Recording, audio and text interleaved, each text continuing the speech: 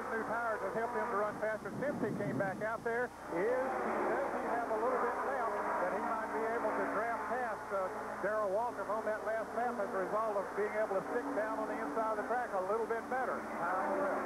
Seventh place car is Richard Brooks. Eighth is Bill Elliott. Time is running out. 181 laps completed in 188 laps. $373,000 shootout. There you see Waltrip first. And then you wonder how much of a part these cars that are a lap down. There's Bobby Allison running right there in the third position. However, he's at least 2 laps down. He's 11.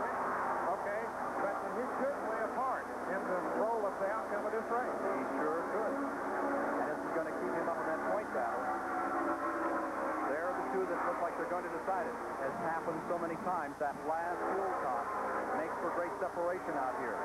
We have the third place car, number 27, really looking up from under. He's a long way back as you see him come to the trioval. A good 3.5, 4 seconds to lead. It doesn't look like he's going to be a factor. I don't believe that he has enough time to make up that time, even though he might be running faster than any other car on the racetrack. So where would you want to be right now? Leading or second place? Your call. Sitting at home. You want to be running up with Darrell Waltrip or sitting back there in that second place position of number 15, Earnhardt. And there's the man who's calling the shots. He wants his man, Darrell Waltrip, right up in front. The legendary junior jockey. Hall of Fame member, winner of 50 Grand National races. Certainly has been a key figure in the sport of auto racing for many, many years. I'm sure he wants him up on the point. I don't think he wants him out back. And also looking on is Bud Moore.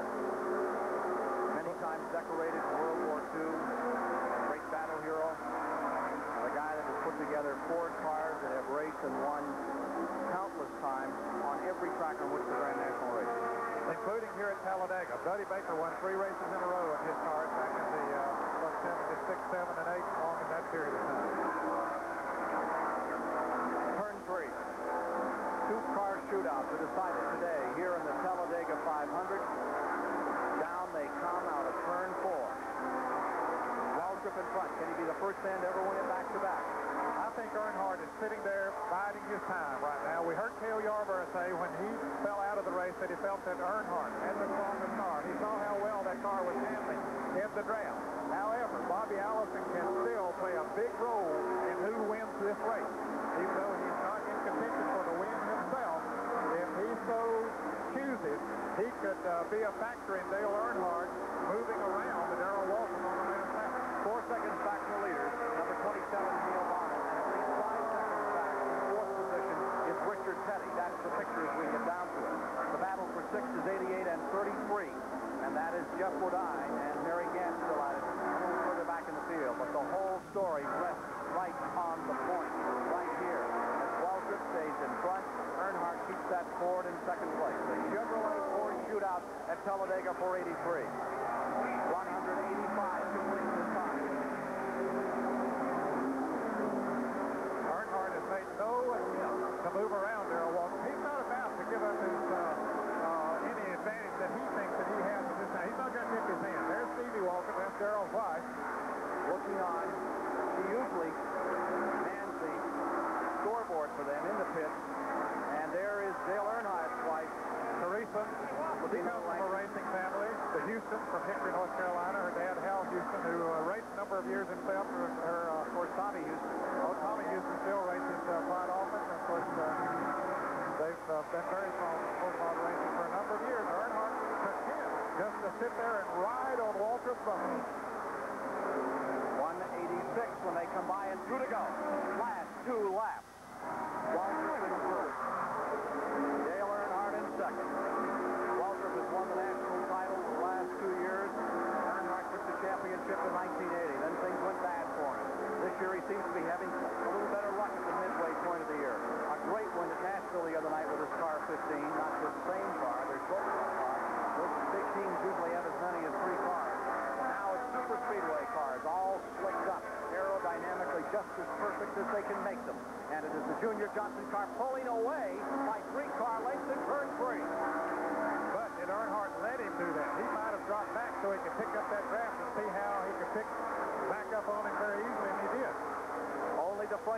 crack at it. Those other cars are all a lap or more down. The white flag is out. This is it. The last lap at Talladega is the typical Talladega last lap. Waltrip in first. Earnhardt leans back by about 3 car lengths. The place to make the move would be in turn number 3. He comes out of 2 and squares it away. I think he'll make the move as he goes into turn 3 right now. He's heading down the backstretch. He makes his move, moves around Darrell Waltrip, bringing Bobby Allison with him. That's what he was hoping he would do. Allison would have an effect on the outcome of this race. So Allison pulls around. Now here comes Waltrip. He'll get 1 counter charge out of the flyover area. Waltrip will take 1 more shot. And here he comes. Allison dropping down, giving him room. He moves to the inside. There are lap cars there. Waltrip is coming up. They come up with lap car, and the winner is Earnhardt. Fantastic racing. You see the crew, Bud Moore, the crew's very happy there. They're the losers. And they're the winners. Dale Earnhardt has done it. He did it in style. A magnificent finish for Dale Earnhardt. He made his move properly. He brought Allison with him, and did you note that Allison moved down to give the second-place man a fair chance of coming back? A lap car in the center. 1 grooving inside, 1 the outside, and they went for it. They really went for it. Typical Talladega finish. A quick report from Mike Joy. Well, just as the checkered flag falls, so does the rain here at Talladega. But more, another typical Talladega finish. This one wouldn't be over until they dropped the flag right at the wire. Well, yes, you know, it's a good win for us and a good win for Wrangler, and we rode Darrell. He drove such a heck of a good race, so I can't hardly talk about it, and we're really proud. That's 2 wins in the last 3 races. Yes, 2 wins in the last 3 races, and we're proud that the good Lord held the rain off long enough for the checker flag. It's pouring right down now, right here. We're on the way to victory lane. It's going to be a damp celebration, but an exuberant one for car number 15 and Dale Earnhardt's people. He led 11 times for 41 laps to that key lap, and let's look again at how he pulled it off. Take a look here, Ned, as they get car number 15 down and the crew celebrates a little. There he is in front. Allison got dragged through in the draft. Sure that Allison wanted to be up there. Well, yes, he did. And, you know, Ken, it did not surprise me to see Bobby Allison make that move because he's in a tremendous battle for Darrell Waltrip for the point lead. If Waltrip wins the race, that's an extra 5 points. And here they come to the start-finish line as Waltrip moved on the inside, trying to move back around, using that car there as the draft, trying to pick up a little extra speed, but he just simply couldn't do it. So we have another new face in victory lane today here at Talladega, Alabama, and it is Dale Earnhardt. What a remarkable finish for Earnhardt. And it looks as though things are going much better for Dale these days than they have for some time. Coming into this race, he was in 10th place in the standings. We'll be going to victory lane with Mike Joy in just a moment as they take Dale Earnhardt out of the car, and he's taking a deep breath and just thinking about the fact that he's there. Well, he ran one of the smartest races that I've seen, as Bud Moore said. He ran a very, very good race. Sat there on the back bumper of Darrell Waltrip those last 7 or 8 laps, made his move when he needed to. Timing was absolutely perfect. What can you say? I mean, the man just did what he had to do.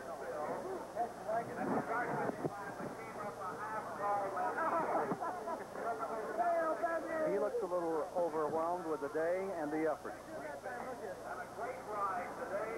Well, he does. Of course, he'll wipe that grease and grime and dirt.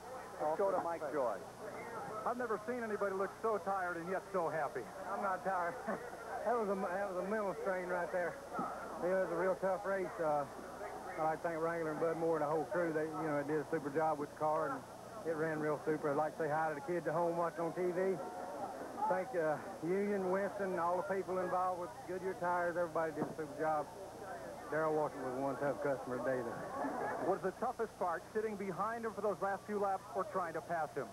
Well, he never had lead in front and all day long, and I didn't know how much he had or where he'd be his toughest. And luckily, I caught the draft just right and got by him. He tried to take us to the infield, but we got by him anyway. And I think I pulled up Bobby back by him, and that really helped us coming on through the tri-oval. And then the slow traffic in front of us, I drafted off him through the tri-oval, helped us get to it. But Darrell, he did his best. I really I wouldn't want to be in his position, I can tell you that. Let's find out about his position from Larry Newber.